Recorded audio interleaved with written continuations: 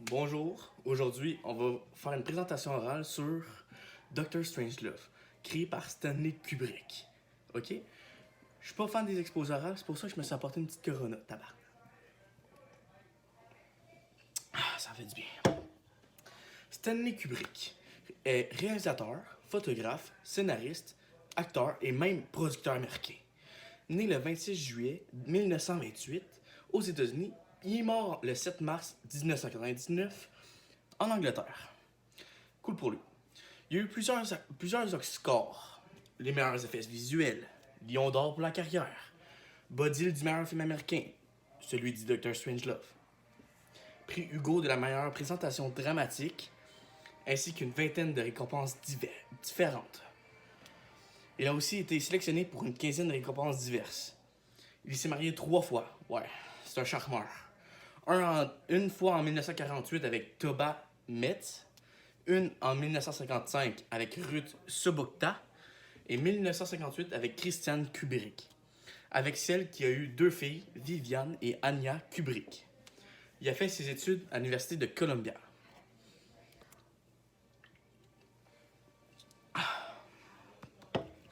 Contextualisation du film. Persuadé que les Soviétiques veulent contaminer l'eau potable des États-Unis, le général de l'armée de l'air américaine Jack D. Ripper lance une attaque nucléaire contre l'URSS, l'Union des républiques socialistes soviétiques, pour se venger.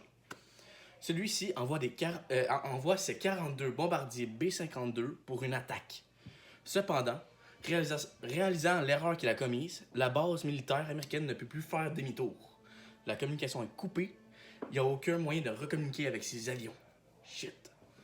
Le président essaie donc de discuter avec le dictateur russe afin de l'avertir de la venue de ses bombardiers. Afin d'éviter une guerre, le président américain partage la localisation de ses avions aux soviétiques, afin qu'ils les abattent et évitent le désastre.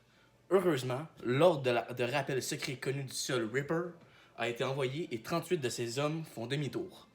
Touché par un des missiles envoyés, un dernier n'entend pas les recommandations et continue sa mission première: attaquer l'URSS.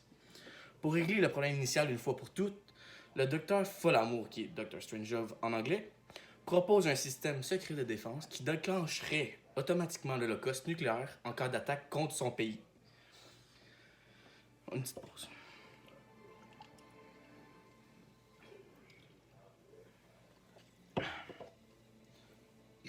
Désolé. Ne sachant pas que le système a été déclenché, l'équipage du bombardier B-52 poursuit leur mission.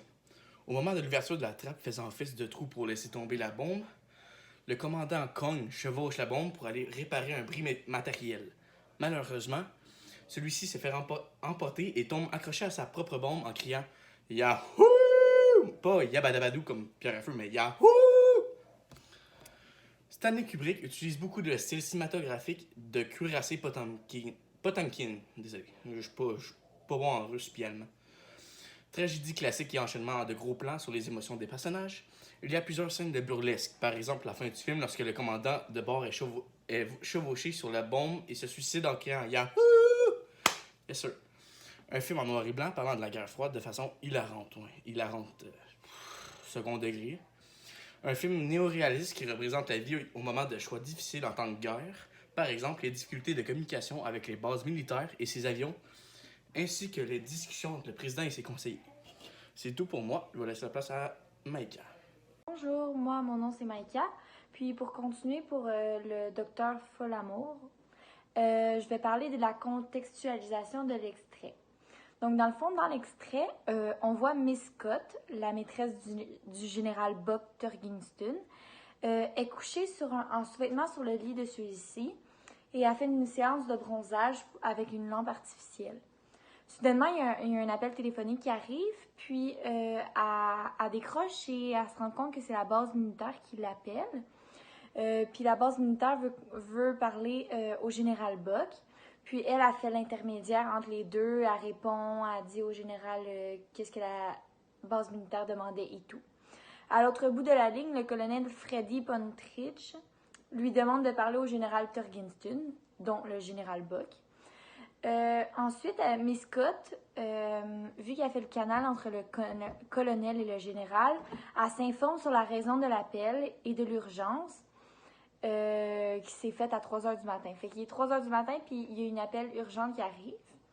Puis elle s'informe et le colonel lui annonce que la problématique, c'est qu'il y a eu une transmission qui a été détectée il y a environ 8 minutes, annonçant un problème de communication entre la base militaire et la base 843.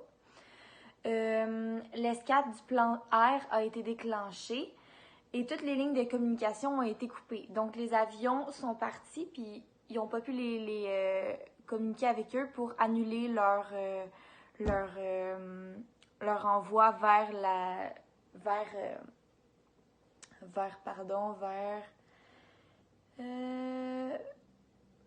l'autre base militaire contre eux, dans le fond.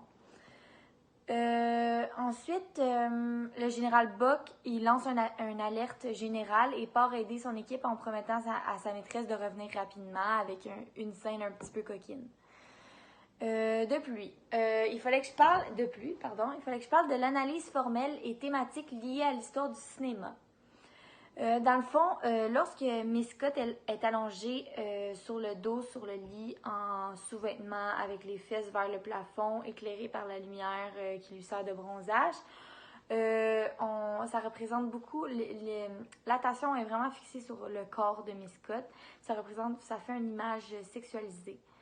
Puis dans les années 1930, la sexualité était censurée pour les productions cinématographiques.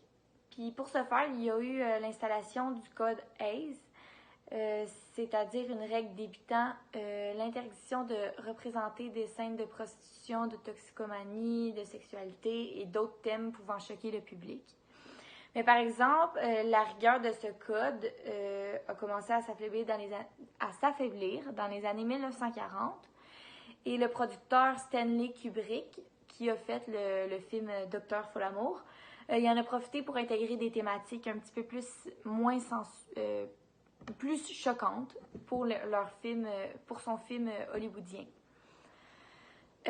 Bonjour, moi mon nom c'est Maïka, puis pour continuer pour le Dr. Folamour, je vais parler de la contextualisation de l'extrait. Donc dans le fond, dans l'extrait, on voit Miss Scott, la maîtresse du général Buck Turkington, est couchée en sous-vêtements sur le lit de celui-ci et a fait une séance de bronzage avec une lampe artificielle. Soudainement, il y a un appel téléphonique qui arrive, puis elle décroche et elle se rend compte que c'est la base militaire qui l'appelle. Puis la base militaire veut parler au général Buck. Puis elle a fait l'intermédiaire entre les deux, elle répond, elle dit au général qu'est-ce que la base militaire demandait et tout. À l'autre bout de la ligne, le colonel Freddy Pontrich lui demande de parler au général Turkington, dont le général Buck. Ensuite, Miss Scott, vu qu'elle fait le canal entre le colonel et le général, elle s'informe sur la raison de l'appel et de l'urgence qui s'est faite à 3 heures du matin. Fait qu'il est 3 heures du matin, puis il y a une appel urgente qui arrive. Puis elle s'informe et le colonel lui annonce que la problématique, c'est qu'il y a eu une transmission qui a été détectée il y a environ 8 minutes, annonçant un problème de communication entre la base militaire et la base 843. L'escadre du plan R a été déclenchée et toutes les lignes de communication ont été coupées. Donc les avions sont partis, puis ils n'ont pas pu les communiquer avec eux pour annuler leur envoi vers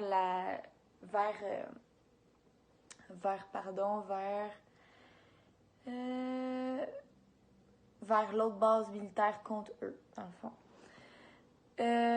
Ensuite, le général Buck, il lance un alerte générale et part aider son équipe en promettant à sa maîtresse de revenir rapidement avec une scène un petit peu coquine. Il fallait que je parle de l'analyse formelle et thématique liée à l'histoire du cinéma. Dans le fond, lorsque Miss Scott est allongée sur le dos, sur le lit, en sous-vêtements, avec les fesses vers le plafond, éclairée par la lumière qui lui sert de bronzage, ça représente beaucoup, l'attention est vraiment fixée sur le corps de Miss Scott. Ça fait une image sexualisée. Puis dans les années 1930, la sexualité était censurée pour les productions cinématographiques. Puis pour ce faire, il y a eu l'installation du code Hays, c'est-à-dire une règle débutant l'interdiction de représenter des scènes de prostitution, de toxicomanie, de sexualité et d'autres thèmes pouvant choquer le public. Mais par exemple, la rigueur de ce code a commencé à s'affaiblir dans les années 1940 et le producteur Stanley Kubrick, qui a fait le film Docteur Folamour, il en a profité pour intégrer des thématiques un petit peu plus choquantes pour son film hollywoodien.